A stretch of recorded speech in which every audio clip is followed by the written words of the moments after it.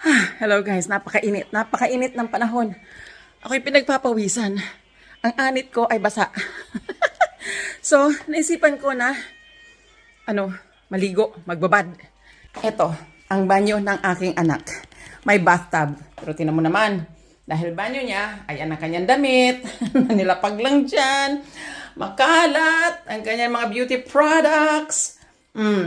Shower, kanyang mga paraphernalia, pangligo. Yan, ito ang kanyang bathroom. Which is, family bathroom. So, ito yung bathtub. May bonus. May patay na langaw. So, maglinis muna tayo bago ko gamitin ang banyo na to.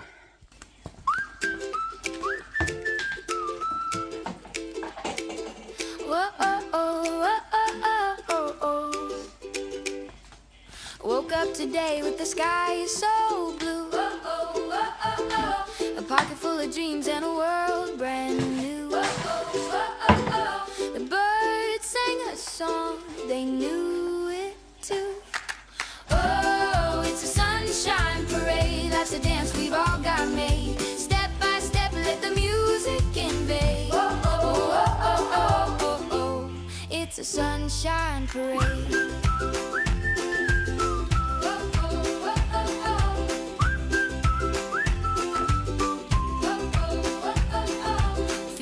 Ground, but my heart's in the air, spinning in circles like I just don't care.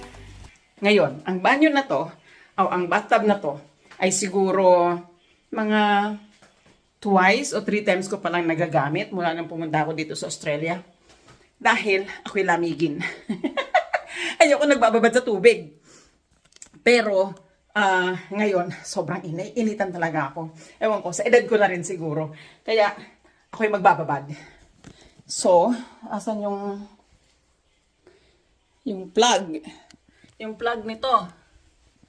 Naku,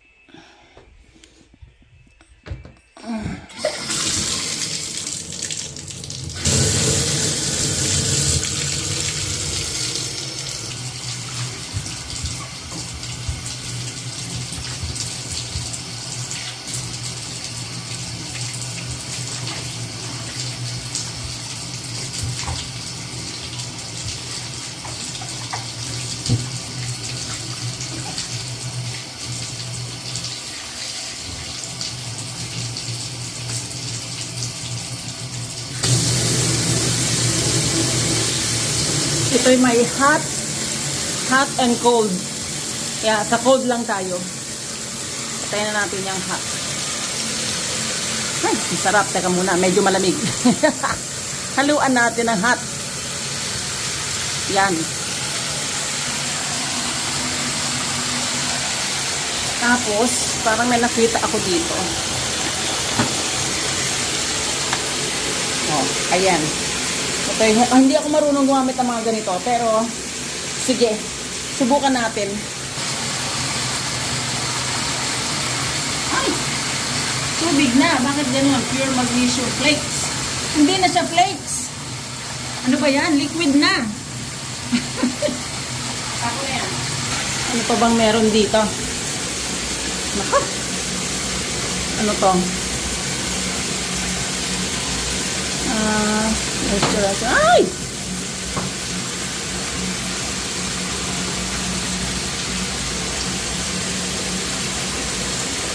Body lotion. Gel. Ako walang ano.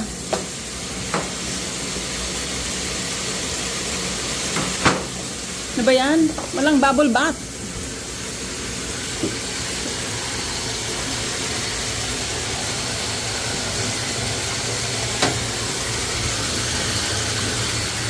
Ng bubble bath. Ano ba yan? Dito, anong meron? Body wash. Ako siguro body wash na lang. Pwede na to.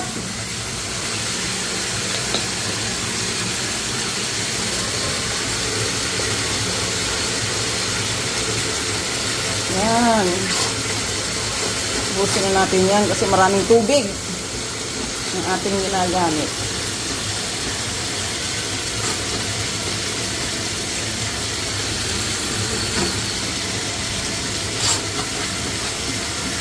Beautiful. Ha, diba? Para-paraan lang yan.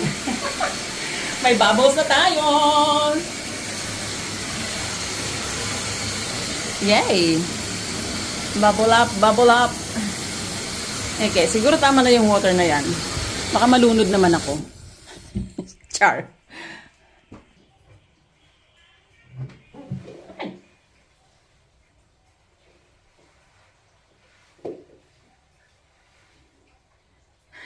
Meron ako ditong tabo.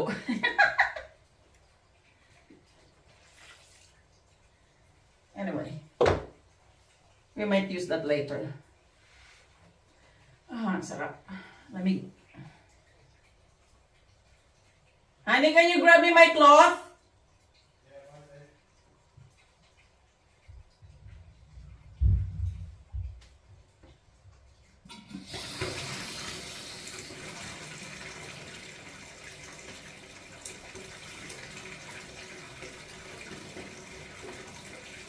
Water doesn't expand.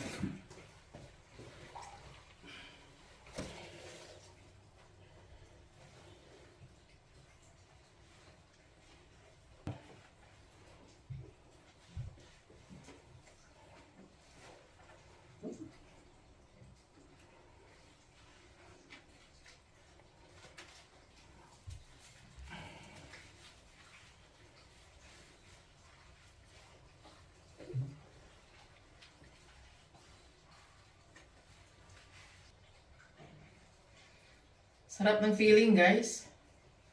Alam nyo, sabi ko kanina, mga 3 times, 2 times, o 3 times ko palang itong nagagamit, itong bathtub na to. Kasi, nung una, nangyari yon nung unang dating namin dito. Kasi syempre, nasa Pilipinas, wala naman tayong ganito, di ba? Mga mayayaman, mga sosyal lang, mayroong mga bathtub sa bahay nila, sa mga banyo nila. Kaya nung makita ko to, naku, talaga namang kaagad-agad ang lola nyo. Anong tawag doon? Yung, hindi inosente eh. Ano bang tawag doon? Yung, hayok na hayok sa, sa bathtub. Hindi ko mahanap yung salita na ano. So, kaagad-agad, yan, bathtub kami ng anak ko. Kasi naman, sa Pilipinas, meron lang tayo, batya. Nung ako'y bata, nung ako'y lumalaki, ang aming pinaka-bathtub ay batya. O, di ba? Naglalaro sa batya. Ang gamit na sabon ay sabon na panlaba para mabula.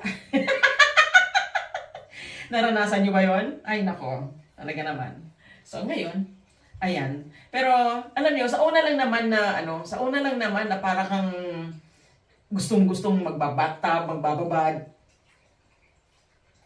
Kasi, yun nga, parang ano ka, na inosente ka ba? Parang ganun. Pero, paglaon nun, hindi na din kasi aksayado sa tubig. Tingnan mo naman ito, gaano karami, ilang galon na tubig ang nakalagay dito. Tapos isang liguan lang. Di ba? Alam ka naman, ipasa mo to sa ibang tao. Ano dyan, ilibag mo. Ay, nako.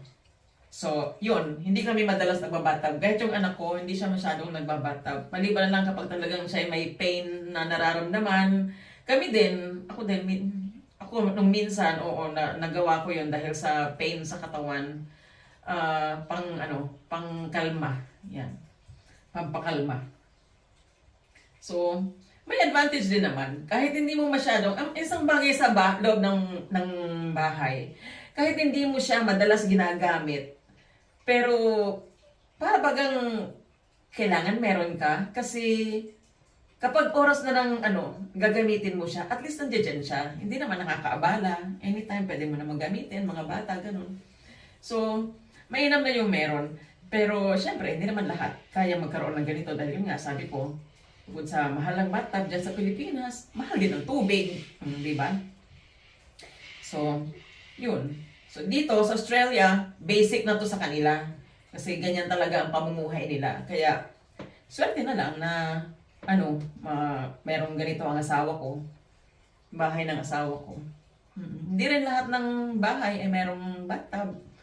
Kasi nga, aksayado nga sa aksayado sa tubig. At saka, kuryente siguro. Kasi yung hot water, yan.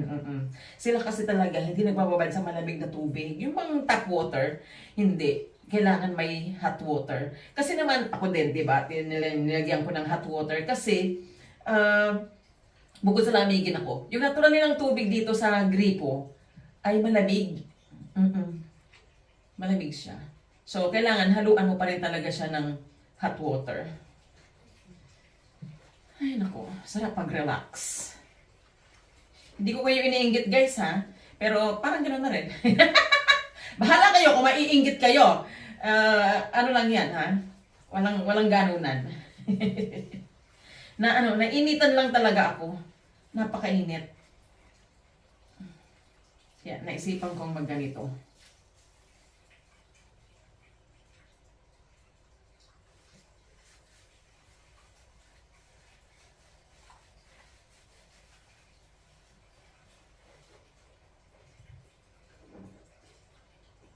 So, sobrang init. Ayan, pakapunas ko ng mukha ko ng bimpo. Paglubog ko ng bimpo sa tubig. Warm siya. Talagang nasa ang ulo ko dapat basain ko. Yan. Magsha-shower naman ako mamaya pagkatapos. Kasi body wash lang tong gamit ko.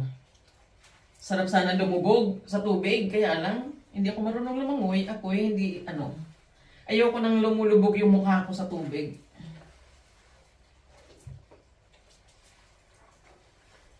Yan.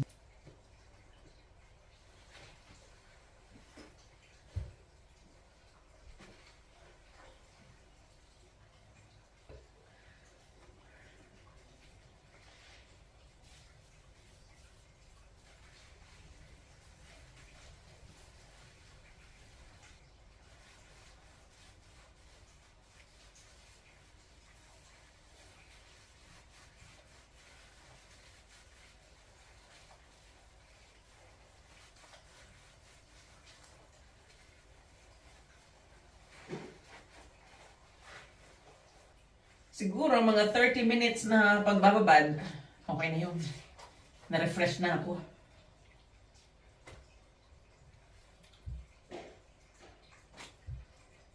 Ay naku. Pwede ka talaga makatulog dito.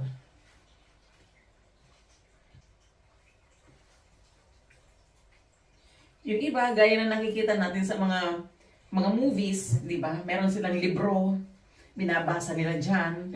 Tapos meron silang wine, di ba? Sasyawan. Pero tayo, walang ganun. May libro, pero walang wine. Ganito lang. Babad lang pantanggal, init. Pantanggal init ng katawan, pang-relax. Yan. Yan lang tayo.